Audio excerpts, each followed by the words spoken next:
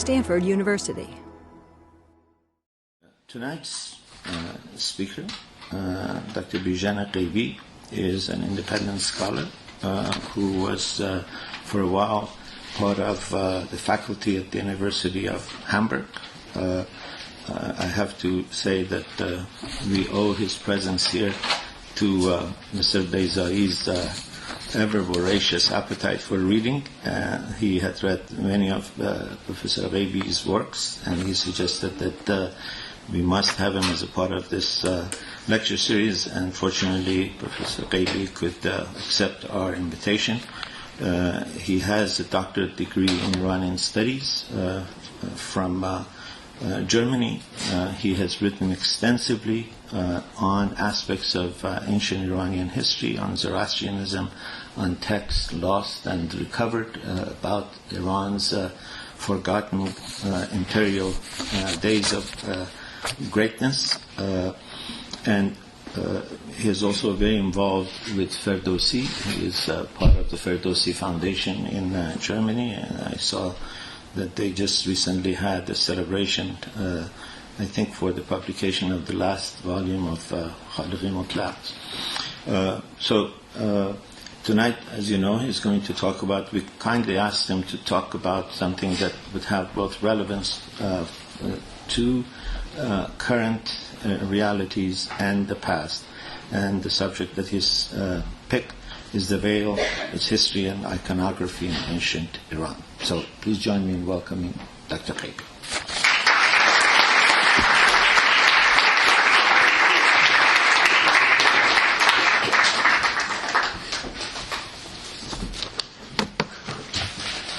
Thank you for your kind words, Dr. Milani. Ladies and gentlemen, I have prepared my speech, as you may see, in Persian. And only today I was told that many of you might not be able to understand Persian. So I had a problem. How to do it that you both may profit from it. So I decided to just look at my text and try to say that in English. I do apologize for my crude English, and I hope you get used to it. You can also teach in Persian before you begin. Well, we have here the blackboard, and I wouldn't mind. Thanks to the Islamic Revolution of Iran more than 30 years ago, the world languages have been enriched with a new loan word, that is chador. As a matter of fact, this is not the only word that we use to describe a certain garment with which women carry or put on. If we examine the classical Persian literature, we come across a large number of words and expressions that are related to these garments. For example, parde, burqa, chador, khedr, ruband, qasab, me'jar, maqna'e, niqab, and so forth and so forth. The most common word is, of course, chador, which is nowadays also used. The oldest texts in which the word chador occurs are the Middle Persian texts.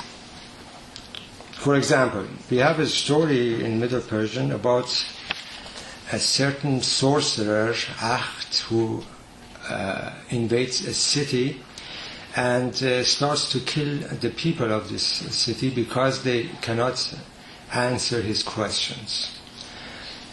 One of the citizens of this city is called Yosh, and he is the only one who is able to answer the question of Akht, and he puts him to death.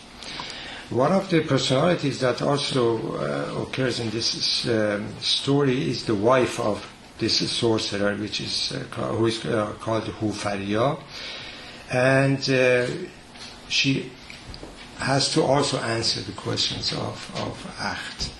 And in one place we read, when she wants to give the answer, I quote, چادر ابر سر نهفت و بگفت. This quote. That is, she puts her chador on and gave the answer. So here we have quite clear evidence that the women in ancient Persia put also chador on. However, let's not forget that she was not an ordinary woman, but the wife of the ruler of a town, of a city. We have another text in Middle Persian it was written 4 centuries after the Islamization of Persia, and it contains answers of Zoroastrian priests to the questions that the Zoroastrians had put. One of these questions concerns the clothes of a woman who has had her menstruation.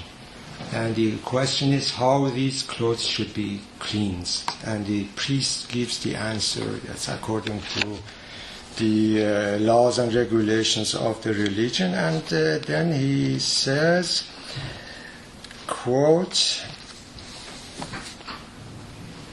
چون چادر و سربند و واشامک, such as chador, sarband, and washamak. Here we have 2 more expressions for the garments that the women wore at that time.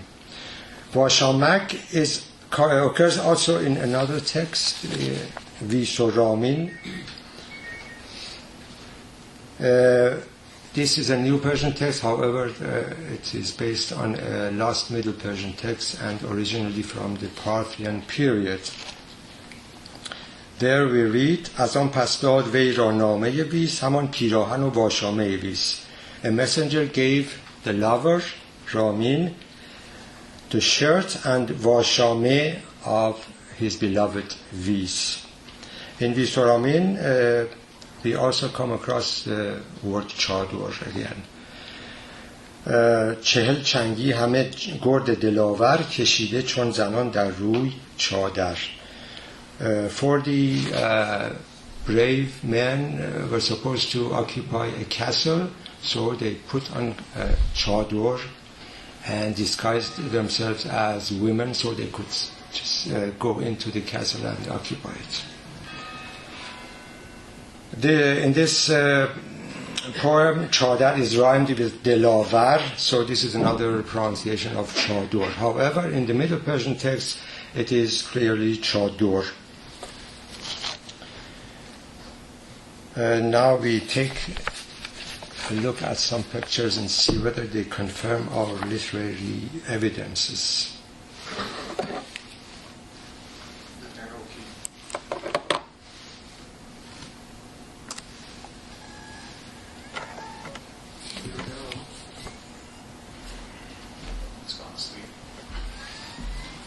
Would you mind helping? Let's go. Could you make the mic a bit higher, please?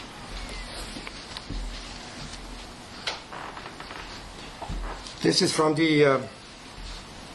Sorry. This is from the Achaemenian period.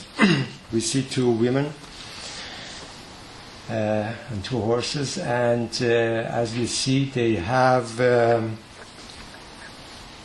kind of garment which covers actually the back of them and parts of the hair. The faces are, of course, uncovered. And this, I would say, is also a kind of chador of that time.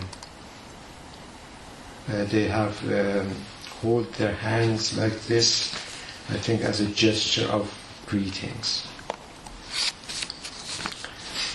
This shows the inside of the royal family, again from the Achaemenian period. On the left side we see, I would say, the queen sitting on a chair, and again she has this chador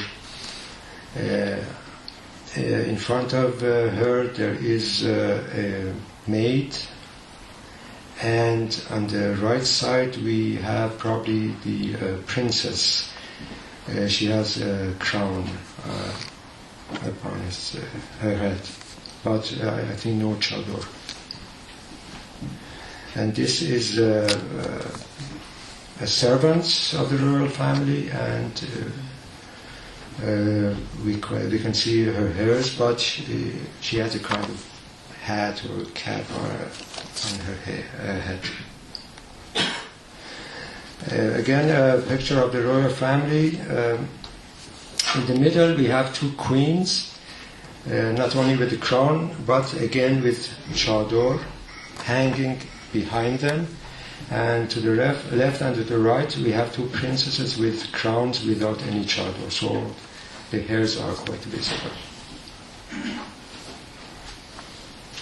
And these statues show also women of the royal family from the Parthian period. And as you see, they also carry a kind of chador. However, they have tried to make this chador as high as possible through some arrangements on the heads. This is a mosaic from the southern part of Mesopotamia, and again we see these two women to the left and to the right with chador and quite high on the heads. So these evidences show us that the women at that time, especially the women of the royal family and at least and also of the aristocratic families, they used to put a kind of chador on their heads. From the Greek sources, we also have information about how the women in Persia at that time looked like. For example, we know from Plutarch that the wife of Artaxerxes II used to be in a carriage when she was outside, and she ordered that the curtains of the carriage be pushed aside or rolled up, so the women of the in the streets could come to her and see her and talk with her. This is why she was especially popular among the Persians. This means she did not have any chador that covered her face or her body. Also from the Sasanian times we have images. For example, this one is this coin from Bahram II, and we see also his wife, the queen, and the crown prince. The queen has only a kind of hat on her head which looks like an animal.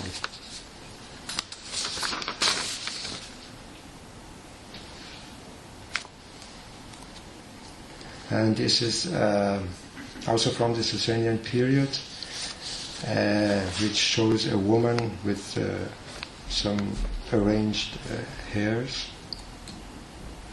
This is a silver bowl from the Sasanian period,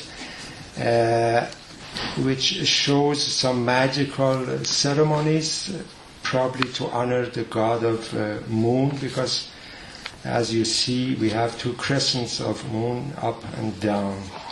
There are women without chador, but there are also two women who carry chadors, and the way that the hairs are covered.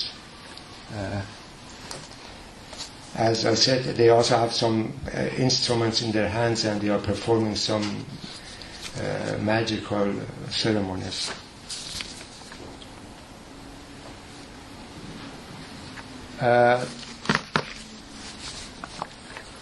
If we turn to Sharafname for Nizami, a book from about the 11th century, There Nizami tells us about kind of ceremony which was done at the Nowruz when the New Year began. At this time, the unmarried women used to make themselves beautiful and come to the streets without any chador, and they began to dance and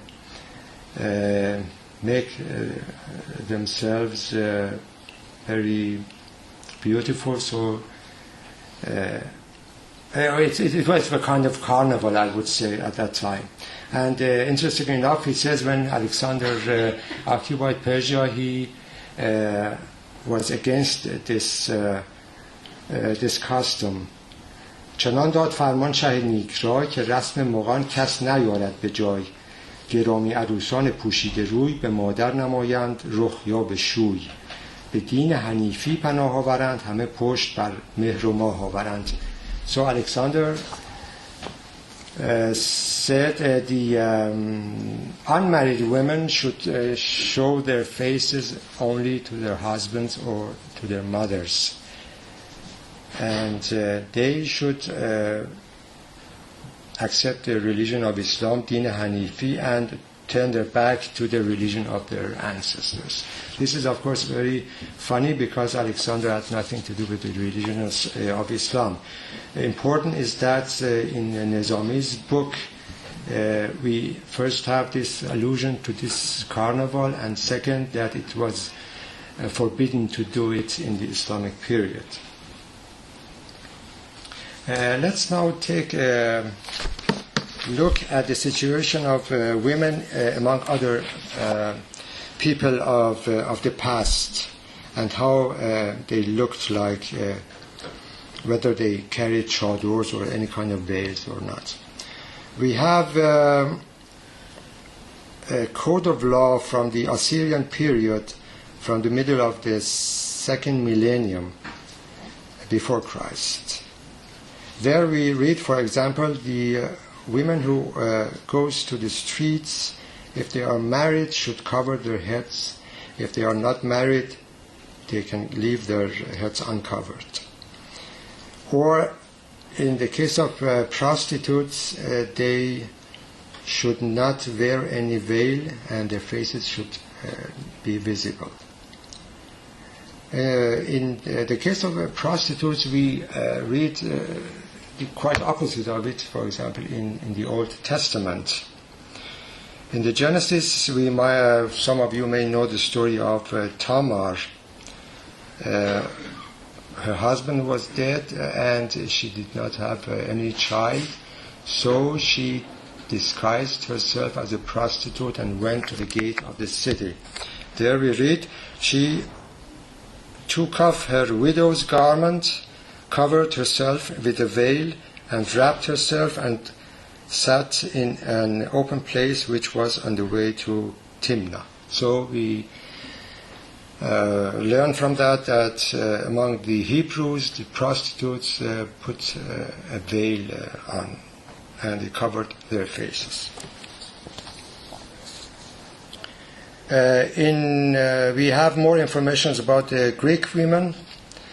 The Greek women who were married used almost all of their time at home. If they wanted to come to the streets, they had to wear a veil, but the unmarried women could come out without any veil. In the book of Moralia by Plutarch, we read, someone asked why the unmarried women come to the streets without veil and the married women come to the streets with veils. And the other one answered, because the unmarried women should find a husband and the married women should try to be loyal to their husbands.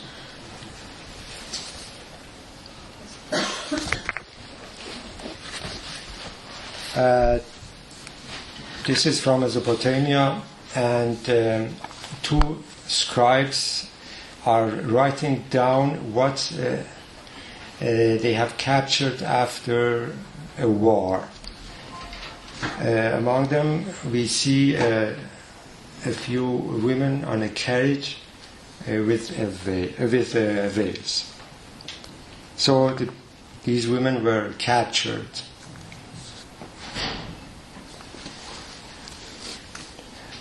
This is a Greek painting and show on the right side a woman with a veil. This is another one. And these are also Greek women, and we see in some cases they covered almost the whole body and only the face was uncovered. This is a Roman woman, again with a kind of veil, a kind of garment that covered the whole body. And this is also a Roman statue, and as we see, except the face, everything is covered. It reminds us somehow on the nuns of the Christianity in the later period.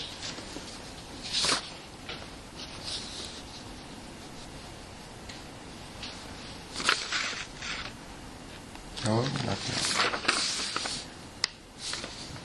If we spread the veil that a woman carries and hang it on a doorway, so we can, so many women can hide themselves behind this curtain.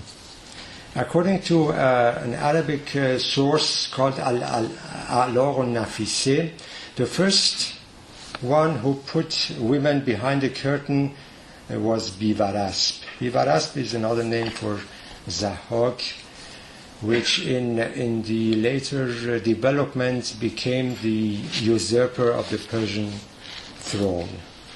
So he was, according to this tale, the first, the one that made a harem for women. In the Middle Persian text, we also see that this Zahak or Bivarasp is called Pad Shabestan, which means the lord of the harem. And this has apparently something to do with the two women, Shahnaz and Arnavaz, that belonged to the king that he had conquered. Interesting enough, putting a curtain in a harem became a tradition that was observed up until the end of the Qajar period, which was ended in 1924. We have an account of about the last prince of the Qajar dynasty that had to leave Iran, and there we read ولیعهد وارد حرم شد از پرده قرمز داخل گردید مستحفظ نظامی شرمش آمد که مانع از دخول ولیعهد بشود و خودش هم شرم داشت که داخل شود. The prince wanted to go to the harem to say goodbye to the women there, and the military security, the security person was ashamed to follow him to the harem. And I forgot to say, the prince put the scarlet curtain aside and went into the harem. Parde qermez. So the color of the curtain that was hung in a harem was apparently red.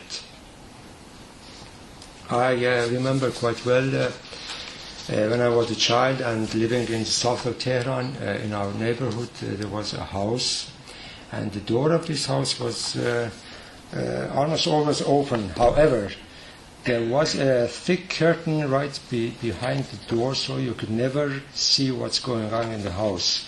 And I think this is also a very old tradition, because Yaghubi writes in his book, the castles of ancient Persians did not have doors. Instead of doors, they had curtains. Curtains were also hung in the courts of the kings, also in the Islamic period. They were called Soroadir, or the and a moment, something else. Anyway, the person who was in charge of this curtain was called Hajib or Pardedar, and it was very important because he was the one that decided what should, who should be allowed to go to the presence of the king. Putting veils and hiding the face was not only observed in the society but also in religious practice. Paulus the Apostle writes in one of his letters, when a man worships the God, he should not cover his head. But when a woman worships God, she should cover her head. And then she explains why. A woman should cover her head because of the power that is in her hairs and because of the angels. Now the commentators of the Holy Scripture have tells us that here Paulus refers to the veil, and the angels are here a euphemism for the demons. Now, why is there a relationship between the hairs of a woman and the demons? We have many evidences that try to show this relationship. For example, in a commentary to the Quran, we read the following. Muhammad had many times a revelation. It was Gabriel who appeared to him, and every time he was very much afraid. Once Khadija, his first wife, told him the following: when next time you have this revelation, let it me know. After a while, Gabriel appeared to Muhammad again. Muhammad told Khadija that I have this revelation and this person is there. Khadija did the following. He put away her veil and uncovered her hairs. And instantly this Gabriel disappeared. And then Khadija told Muhammad, do not be afraid, this was an angel. If this was a demon, he would have stayed there.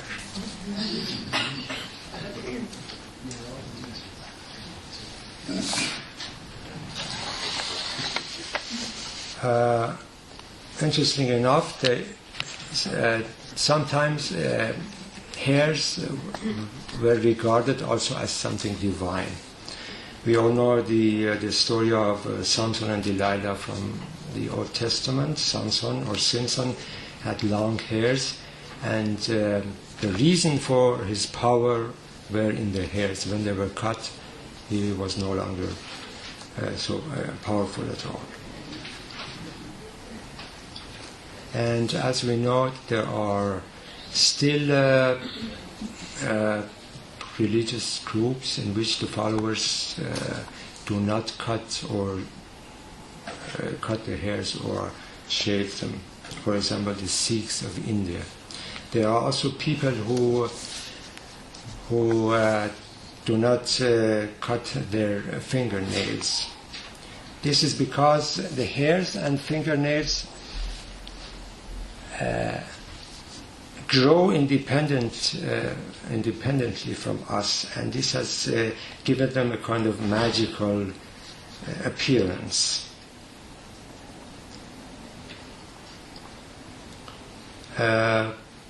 In Persian there is an insult, or there was, nowadays maybe not anymore, if a woman had extramarital affairs. She was called Isuburide, you with cut hairs. And as we might know, that such women were punished by cutting their hairs, and this was practiced still in the 19th century and also in Europe. Now we have the hairs of a woman. On the one hand, they are proud of their hairs. On the other hand, they have to cover it. And this is what Paulus, the apostle, also refers to it. We all have seen in the films, for example, when a woman and a man are going to make love, the first thing that the woman does, tries to let her hairs follow upon her shoulders. And this we also find in the literature. For example, Hafiz describes his beloved as موی آشفته, a woman with that her hairs are not fixed but they are all over her.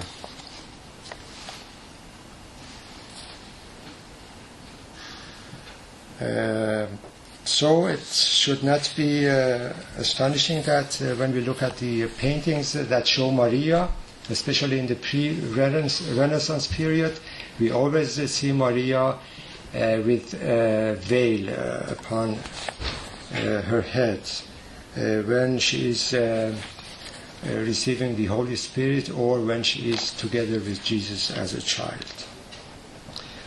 As a matter of fact, in the Persian poetry, we also there are also allusions to Chador Maryam, Maria's Chador. For example, Sana'i says, شعر من چون چادر مریم مسطر گشته بود. And he compares his poetry with the veil of Maria. He tries to say the meaning of my words are hidden behind the words. The words are a kind of veil that cover the true meaning of them. I think it's...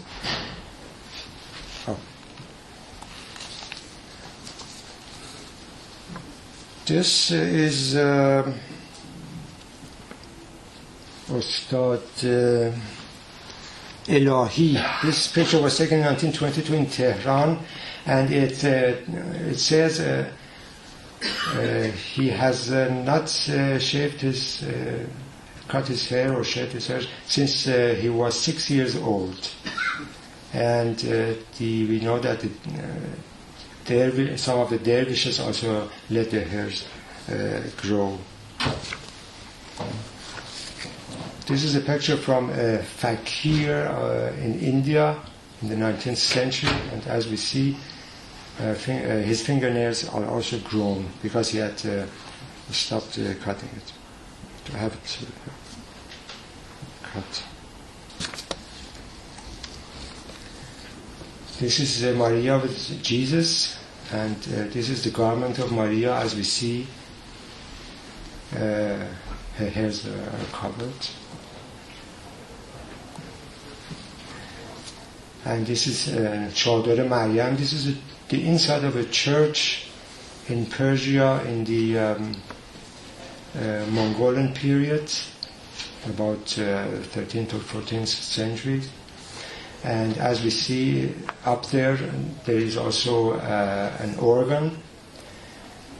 And what's important is the picture of Maria with Chador, with Jesus as a child. This is also Maria by Antonello da Messina. The Holy Spirit has appeared to her. She is uncomfortable. With one hand she tries to keep him away. With the other hand he holds his chador upon her head. And as we see, we don't see her hairs. Now we jump to the 20th century. I told you about the women of the hairs of a woman, how they can sexually arouse men, and this was so that even the hairs of a woman were described as snakes. And for example, in the Greek mythology, we have a Medusa with her hairs as snakes, and this is a modern portrait of Medusa. As a matter of fact, in the portrayal of Medusa in the antique, we almost always see her face also not ugly. Only in the later time they try to portray her face also as horrible.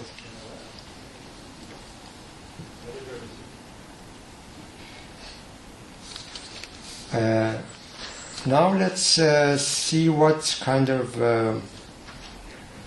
role the veil plays in Islam. Let's start with the Quran. There we read the following: tell the believers that they should cast their looks down, and tell the women that they should not uncover their beauties, and they should put something upon their chests, and they should uncover their beauties only to their husbands or to their fathers. It seems that in the Arabia, at the time of the Prophet Muhammad, there was a kind of sexual freedom, and women tried to show their beauties, and so that they could marry easily.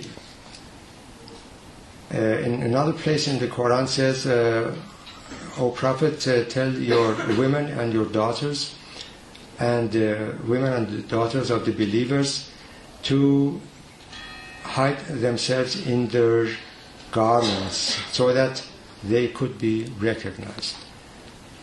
So it was a sign of the Islam at that time that the women had to hide themselves from the blick of the strange men.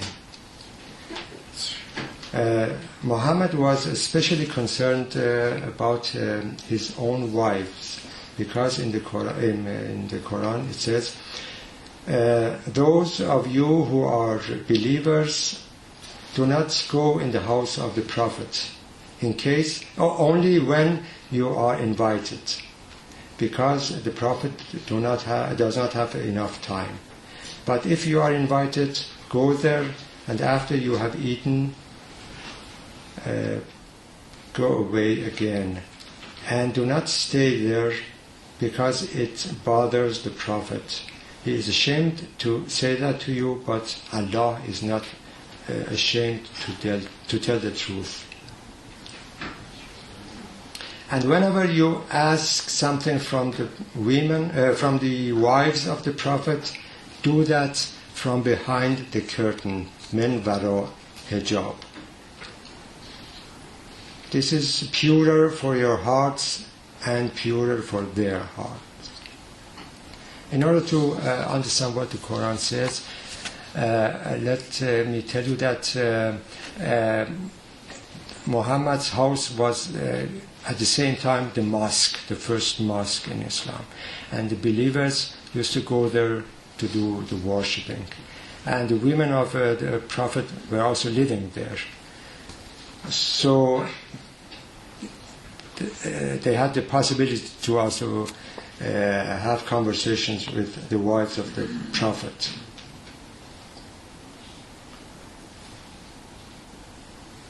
In a book called Nasihatul Muluk from the 11th century, we have the following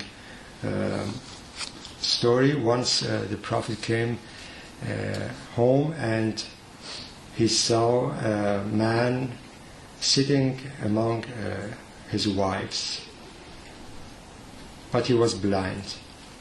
Muhammad told his wife, his youngest wife, Aisha,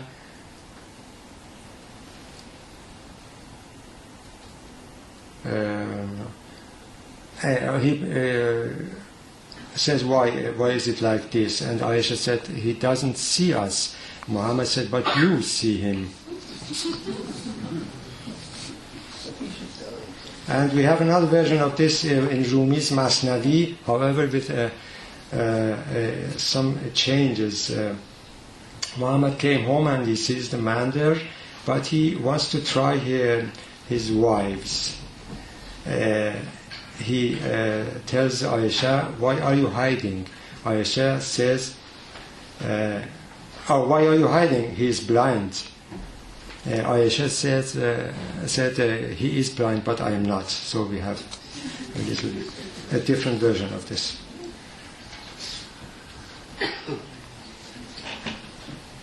We have a book published in 1942 by Nabia Abbott, Aisha, the beloved of Muhammad. And in this book, Abbott had already written enough about Muhammad, his wives, and why he tried to separate his wives from the society. And what's interesting about this book is the following. He says the reason that he did it was not only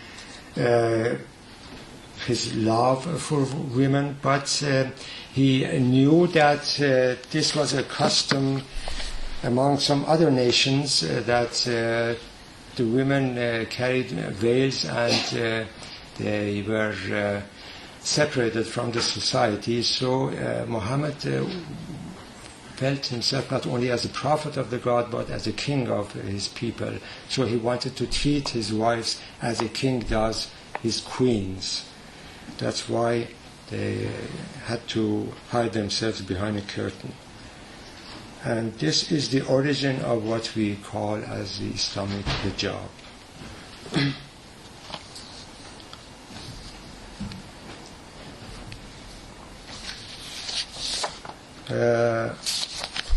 This separation of women from the society has also some other effects. We know that in the ancient Greek, in the Hellenistic period, and we already mentioned it, the women were mostly at home, and there was also a kind of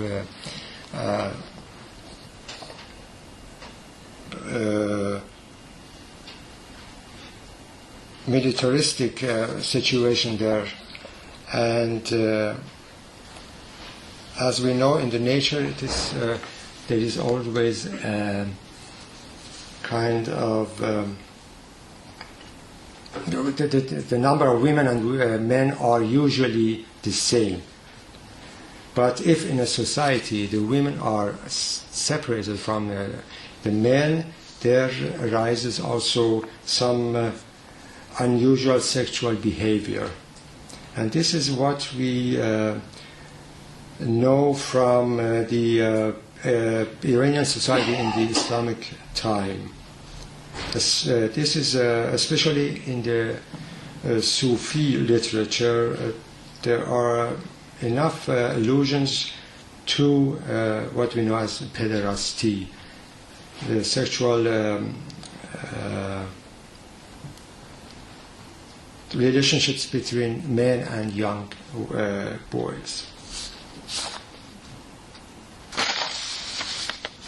For example, we have this story in Rumi's Masnavi. Once a man goes to a group of people and he sees that they are women, all beautiful women. One of them tells him, see, we are so beautiful, and you still go to the boys. And it was also a custom that even the boys carried veils at that time when they went out. یکی ترسای تاجر بود، پرسیم که او را خواجگی بودی در اقلیم. یکی زیبا پسر او را چنان بود که آن ترسا بچه شمع جهان بود. نقابش چون ز رخ باز افتادی، به شب در روز آغاز افتادی. So there was a Christian young boy. He was so beautiful that when his veil was cast away, his face was like the sun at night. There was also another reason that the children had the veils upon their faces, and that was because of the evil eye. This sexual behavior was accepted in the Iranian society in the Islamic time up until the end of the Qajar period. The influence of the European life and the emancipation of women at the time of Reza Shah was instrumental that this sexual behavior was no longer practiced or accepted. We take a look now at some more pictures from the women of the Islamic period. As you see, here is a typical chador on the left side. However, the young woman who is sitting on a carpet has a slightly lighter kind of chador. This is a famous story of Bijan and Manijeh from the Shahnameh, and Bijan is under the earth in a shaft, and Manijeh is in a chador crying. This is from the 19th century, shows a man and his wife in the streets. The man is totally hidden behind burqa and chador and niqab and everything. This is a man and his wife at home. As you see, the woman has a transparent garment, and this is not the imagination of the painter. We have accounts of the 19th century from the European travelers that were astounded when they had the chance to go to the Andarun or to the women's houses, and they have written in their books about this kind of dress that showed almost everything that a woman had. This is a harem, a typical harem of in the 19th century.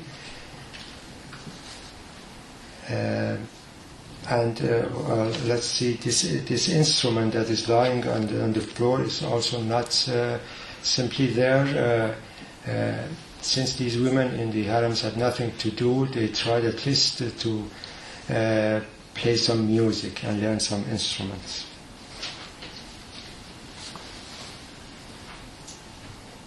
This is a woman also in the 19th century from Bukhara in Central Asia. And this is also a typical Persian woman of the 19th century.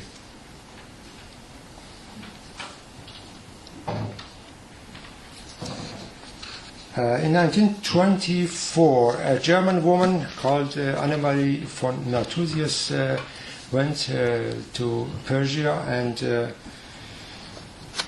wrote about the women in her book. At that time, Reza Shah came to power.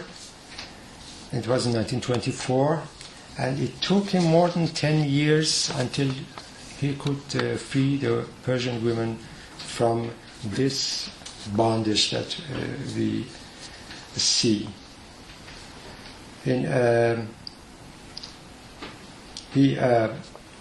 This woman Natuzius had a chance to talk with Reza Shah, and Reza Shah told him why it's not easy to free Persian women from chador. There were two reasons for that, according to Reza Shah. نفوذ مذهب و عادت. It was the influence of religion and habit. In 1936, it was Reza Shah succeeded to fulfill his wish, and he himself took the first step. In January of this year, 1936, he went with his two daughters to open a school for teachers, and his daughters had European dress on. In the same year, 1936, a book was appeared about Reza Shah by a certain Leon Nussbaum in Berlin. Nussbaum writes about an incident at that time. The second woman of Reza Shah went once in Qom, the famous religious town in Persia, to visit a mosque, and she had, of course, no veil and had a European dress. The priest, the mullah of the mosque, prevented her to enter the mosque. The wife of Reza Shah came to a telephone and called Reza Shah on and told him what has happened. Reza Shah did not wait a minute. He came to Qom, and before the believers punished himself, this mullah. Nussbaum writes, this is probably the first instance in the history that a king took such an action for the freedom of women. He adds, this had also political advantages because the mullahs learned a good lesson and the women of Persia began to progress. Now, before I finish my speech, let's see what we have learned. Putting veils on is an old custom which was practiced by different people in the past. In Persia, it was the queens and women of the royal families who had this chador on.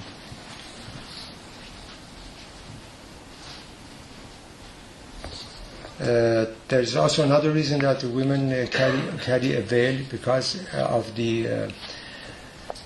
this belief that hairs were the abode of evil powers, so they had to cover them.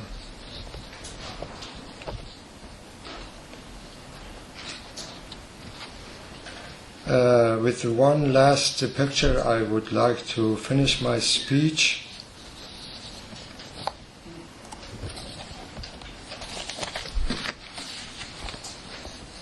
This picture is taken in, I would say, 1936 again, at the time of Reza Shah. It is a New Year parade, and this is in Tehran, and the men and the women have gathered together in European dresses.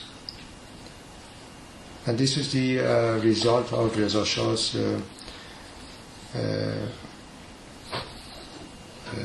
action that he took to free women from chador.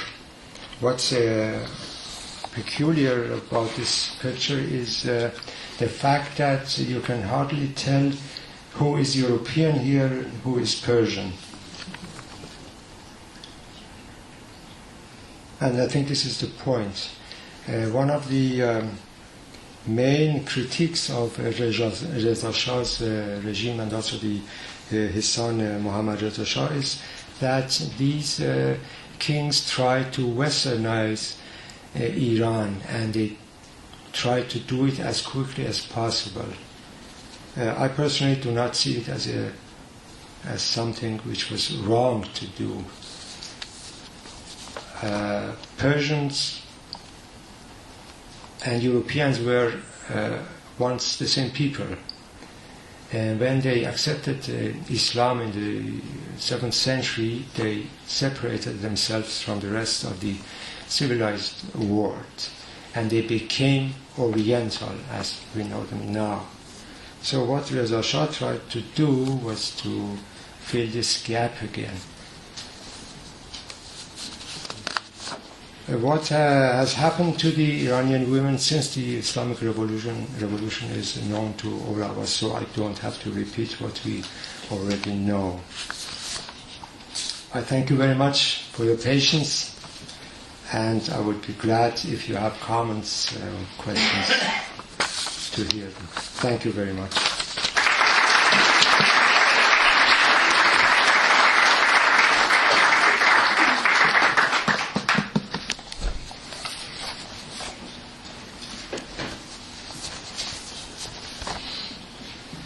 Just have a comment. I think you mentioned about hijab in early Islam.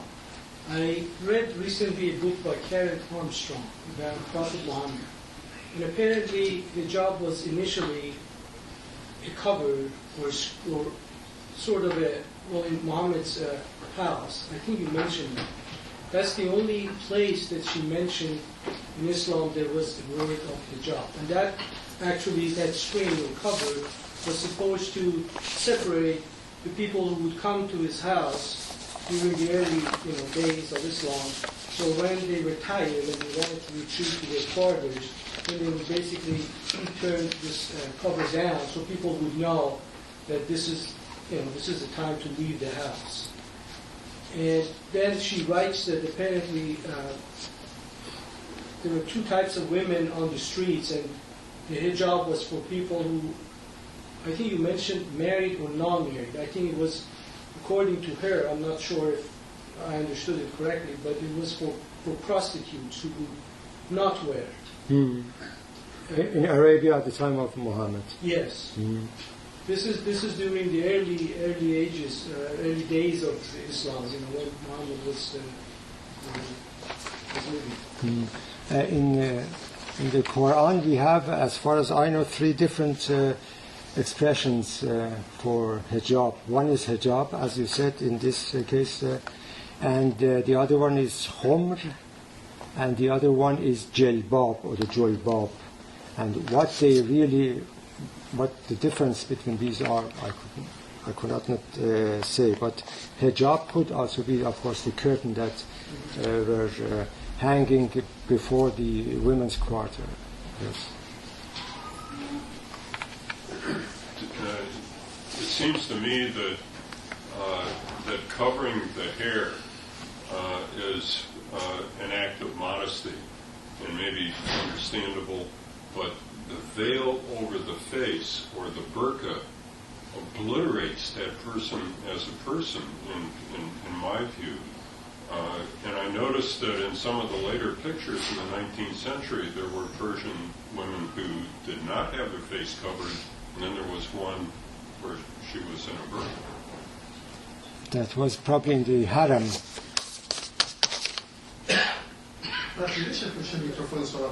Oh, gosh. Do you mean this one? Or? No, the one that you just passed. That one. And the one after that. So they are totally covered, of course. They're totally covered, and their faces is covered, so you see only their eyes, and they're... That's true, so they could... They're not a person. No, of course not. I mean, That's why I wanted to show these, especially these two. That's the first. So was there a distinction made historically, or when was it that the chador that you were showing earlier, which was covering just the hair, became a facial? It was probably a gradual development, I would say. It started with the hairs, and then some more, even more parts of the body, and sometime the whole face and the whole person, I would say. But when exactly it happens, it should be still studied. I don't know exactly. So what we need is to find more pictorial sources, of course, and to examine them carefully. Could you please comment on the origin as well as the significance of ma'na'e that you see in a lot of the pictures of the Zoroastrian woman culture of the recent centuries, is like the semi-chador go over here. How is it different in this context?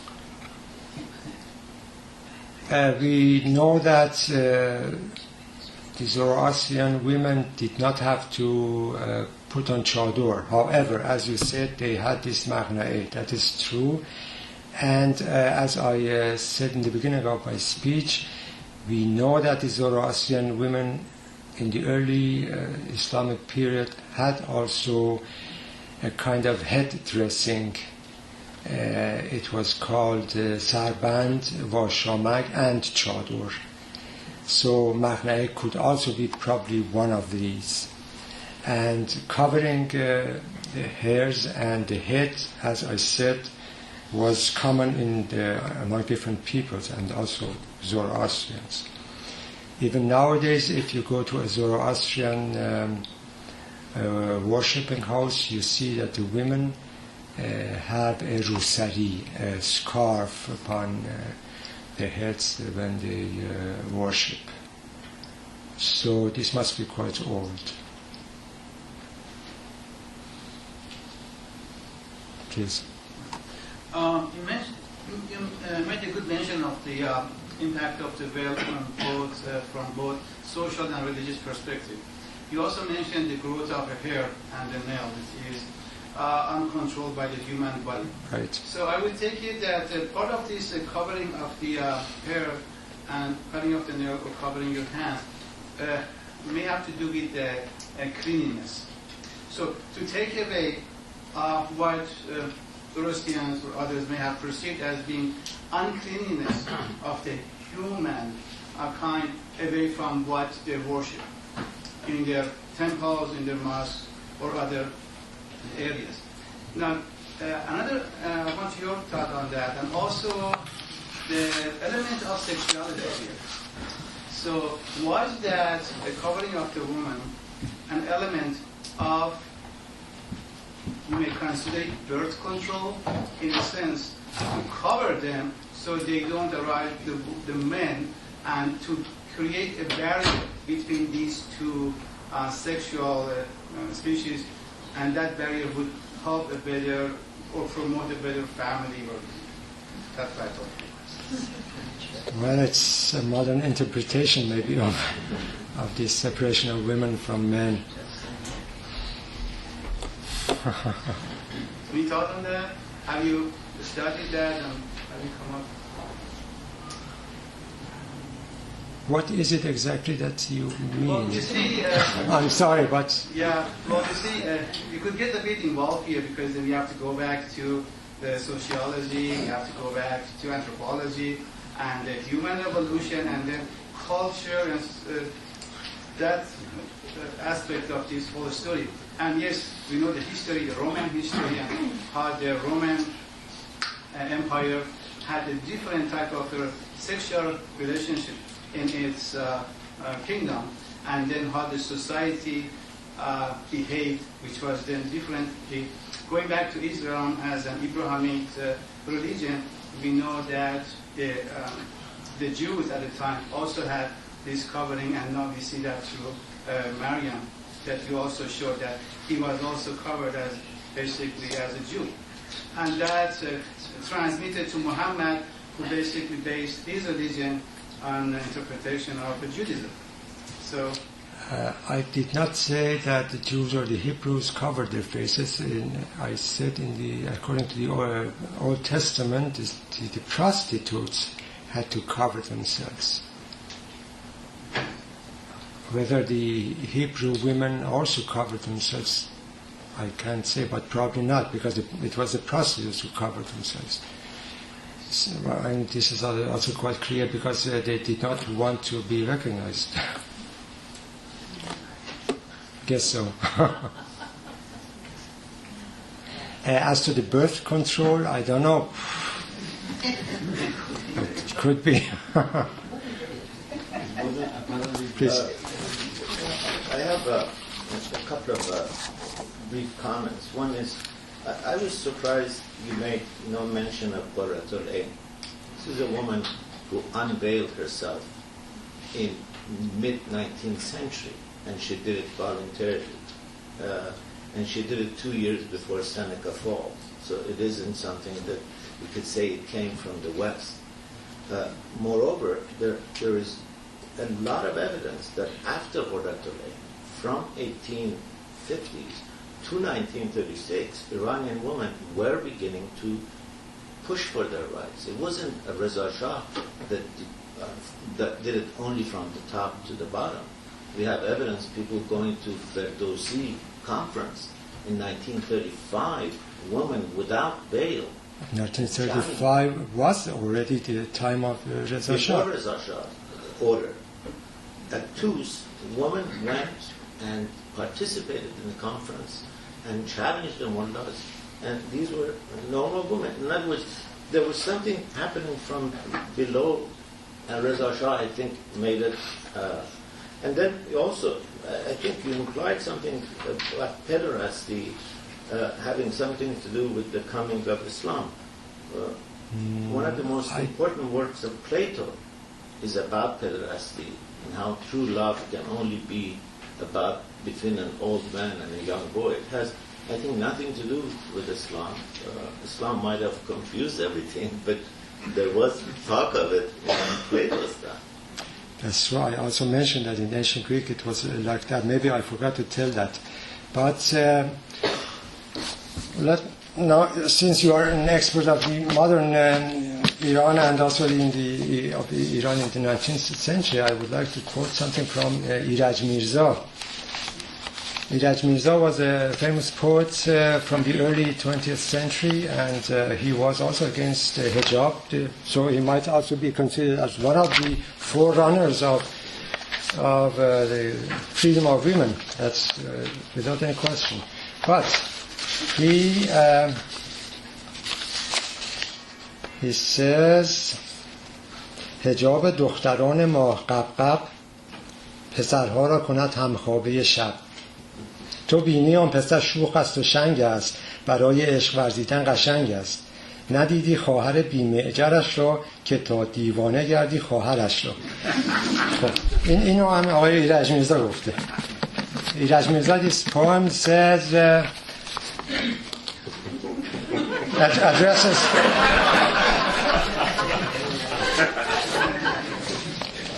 For those of you who did not understand me, Iraj Mirza addresses the pederasts. He says, oh, you are fond of boys with beautiful faces. Go and see how beautiful their sisters are. Then you'll fall in love with them. And with Qurratul Ayn, that's true. I haven't mentioned many things, of course, in my speech. I personally have not studied what Qurratul Ayn did from primary sources.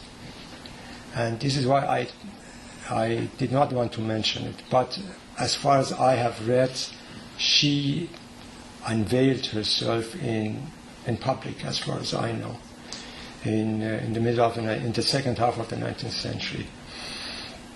But as I said, I don't know of any primary sources that could confirm this. We have, though, a picture of her, I think, in a French book for Madame Dieu-Lafoy. But I think she is pictured there with a scarf upon her head, but I'm not sure. Please. About women's movement. This was common in the Middle East, at least in Egypt. It was manifest in Egypt in the early 1900s, and it accumulated by a movement to take away the veil. It was not just limited to Iran. No, of course not.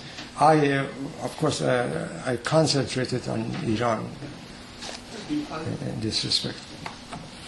In a similar vein, in Egypt, amongst the upper classes in the 1800s and early 1900s and prior, the women, rich women in the cities had on their balconies, the wooden carving which kind of let the light in air, but they wouldn't be seen. In the countryside, where I come from, where my family for generations has come from, no such thing. People just had to work in the fields. Of course, this was especially visible in the cities that the women had to cover themselves. As to Egypt, well, we know that Egypt belonged to the Ottoman Empire, and Egypt came very early in contact with the European style of life through Napoleon and later on through in the British Empire. That's true. And also it was true in the Turkey. Excuse me, how did Reza Shah run the act, the hijab revolution? Did he go to the villages also, or just was, did he was really intensive enough, do you think? Well, it's a good question. I don't know much about it. I don't know how the coverage of this act was in Iran, but apparently it covered the whole land. In the villages, probably not, because in the villages, the women, as you said, they were almost always free from veil, because they had to also work in the fields, and this made it difficult for them to carry, to have a veil and at the same time work in the fields. This I cannot tell how deep Reza Shah's revolution was, how the coverage was. This has to be also studied. Please. Going back to the pre-Islamic era, you showed artifacts, historic artifacts that showed women coverage. Was it a special occasion type of coverage, or was it customary, and how popular it was? Are there anything? And also another aspect of my question, among other cultures of the same time, like Eastern or Roman cultures, how widespread was this customary coverage of women? As far as I know, among the royalty, in the royal houses, it was a custom. In Iran, we have evidences from the Achaemenian period and the Parthian period. In the Sasanian period, I don't know. As far as I know, we do not have enough pictorial material.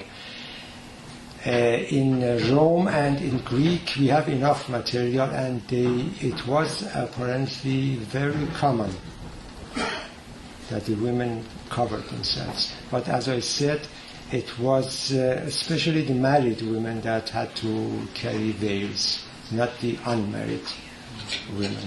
How about Eastern? Pardon me? How about Eastern, like China? Oh, I don't know anything about China and how it was there. Please. I would like to make a comment on the last point you made about Persians being the same people as Europeans or Westerners. We would like to think that way, racially and linguistically that's the case. But as far as I know, at least the Hellenistic Greeks give the account that the Persians were different. They were the counterpole of the Greeks because of the social rule and the rule of this part. And later on, during the fighting, and Sassanids, they kept doing that. The Sassanids were the whole opposition of the Romans. Not saying that the Romans were the good guys, but I mean, we have long been against the Europeans and Westerners in many senses, culturally as well as politically. Do we find this in the Greek sources? Yeah, I mean, the Darius, they say clearly that when he was elected, I think that's the story, that when he was elected, actually, the Persians decided not to go this democratic way. They decided to go this way. Pardon me, when he was, who was elected? Darius the Great. Uh-huh. When he was elected, the Persians had the question put to them whether they wanted to go the city, have the city rules and the democracy of the citizens, or the rule of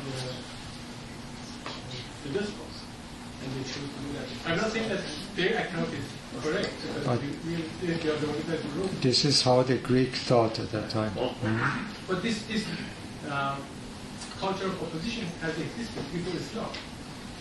Of course, there were cultural oppositions, but as we saw there, especially in Greece, the women had to cover themselves and stay at home. It is actually like the Islamic countries at our time. I agree. So if you look at this way, the Greeks were like Orientals of the present time. And now it is too.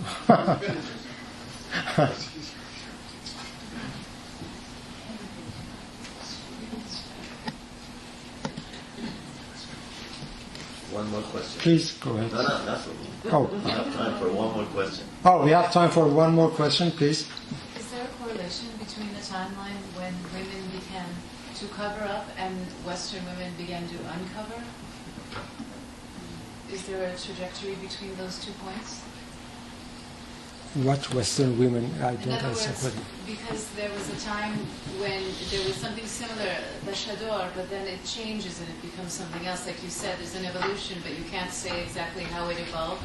But then in Western countries, like for example in Italy, ancient Greeks would come and then women would always cover themselves, and then slowly over time you see there's an uncovering. Even when you would go to church, you may not have fully covering, but just a small thin veil on your head. It's quite interesting if you examine the pre-Renaissance portrayal of Maria and just follow it in the Renaissance period and after that, you see that the coverage of Maria, it becomes even less and less and less, and then sometimes she has no veil at all. And I think this also reflects the society in which this portrayal was done. And in the Iranian pictures, I don't know. We see women always with something upon their heads. And in one of the miniatures, we saw two types of women. Some of them had something small on their hairs, and some of them were totally covered. And this might also refer to their social status and to their marital status. I hope it was satisfactory.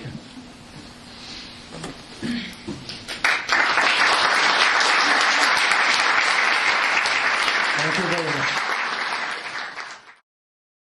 For more, please visit us at stanford.edu.